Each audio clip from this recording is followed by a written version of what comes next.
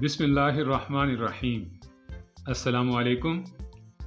दोस्तों, ईद पर अगर बीफ को बनाना हो तो घंटों लग जाते हैं, और अगर रिच ग्रेवी बनानी हो, मतलब ये है कि गाढ़ी गाढ़ी ग्रेवी बनानी हो, तो दोस्तों वो बनती ही नहीं है।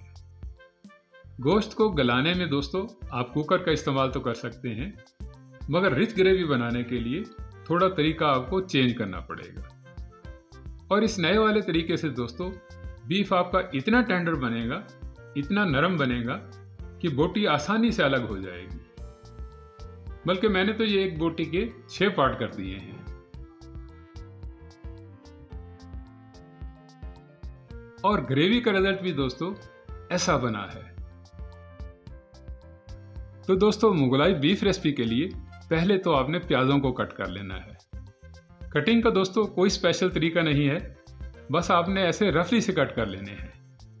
अब आप कहेंगे कि प्याज तो हर रेसिपी में ही डलते हैं, इसमें ऐसा क्या है जो अलग है? तो दोस्तों, प्याज को हम एक साइड पर रखते हैं और कुछ अलग सा करते हैं। दोस्तों, कुकर में गोश्त को पकाने के लिए आप आगे पीछे तो तेल या घी का इस्तेमाल करते हैं, मगर आज की रेसिपी में आपने इसे पानी में बनाना है।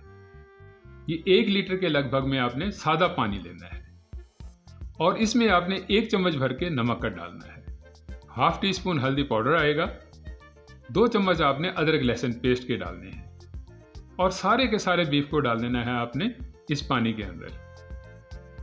और ढक्कन को लगाकर आपने 15 से 20 मिनट के लिए गोश्त को पकाना है।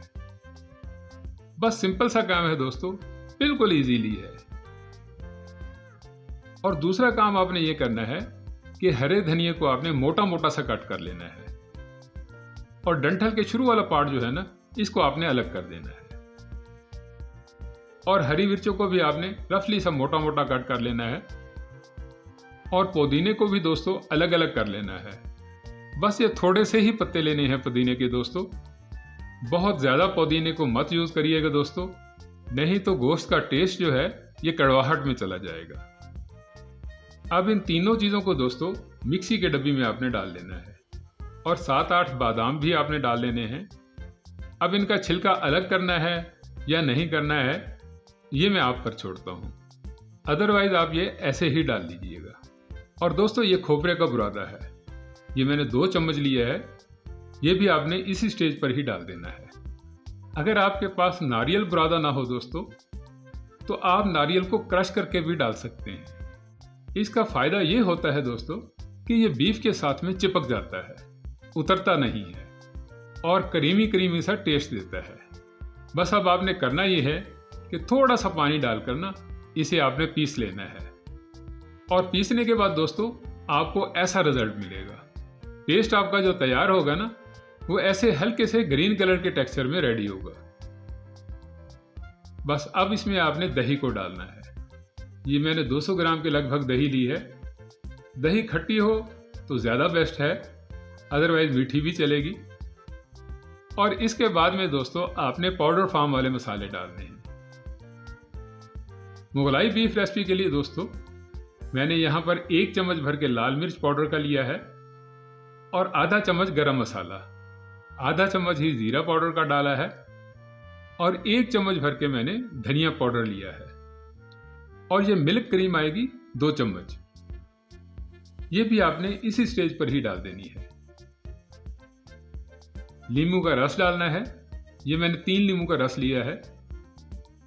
ये सारी चीज़ें ही दोस्तों आपने हरे धनिया वाले पेस्ट के साथ में मिक्स कर लेनी है। पानी वानी बिल्कुल भी नहीं डालना दोस्तों, हमें इस मुगलाई रेसिपी में रिच ग्रेवी ही चाहिए होगी। बस ऐसे ही आपने गाढ़ा गाढ़ा सा पेस्ट बना लेना है।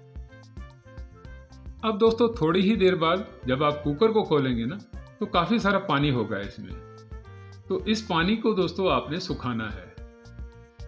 बहुत आसानी से सूख जाएगा। बस करना आपने ये है कि फ्लेम को आपने हाई फ्लेम पर कर देना है। हाई फ्लेम पर करने से दोस्तों ये पानी बहुत जल्दी से सूख जाएगा, सिर्फ 2-3 मिनट ही लगेंगे, और सूखी सूखी बीफ की बोटियां अलग अलग हो जाएंगी। अब इन बोटियों को दोस्तों आपने निकाल लेना है।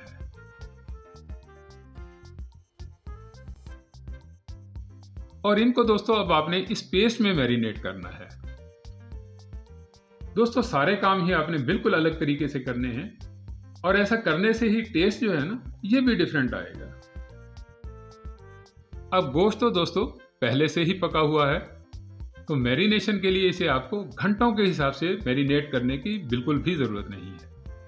अब कढ़ाई में आपने थोड़ा ऑयल डाल लेना है और उसे गर्म कर लेना है।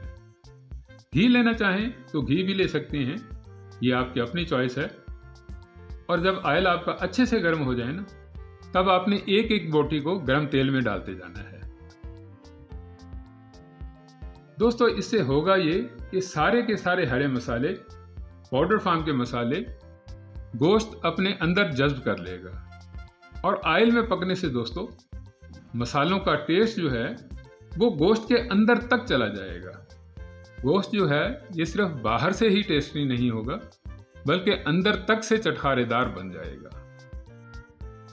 अब बाकी के बचे हुए पेस्ट को दोस्तों आपने एक साइड पर रख देना है। इस पेस्ट से आगे जाकर हमने बहुत इंपॉर्टेंट काम लेना है। अभी गोश्त को आपने हिलाना नहीं है बल्कि पेस्ट को इसके साथ में लिपटने देना है।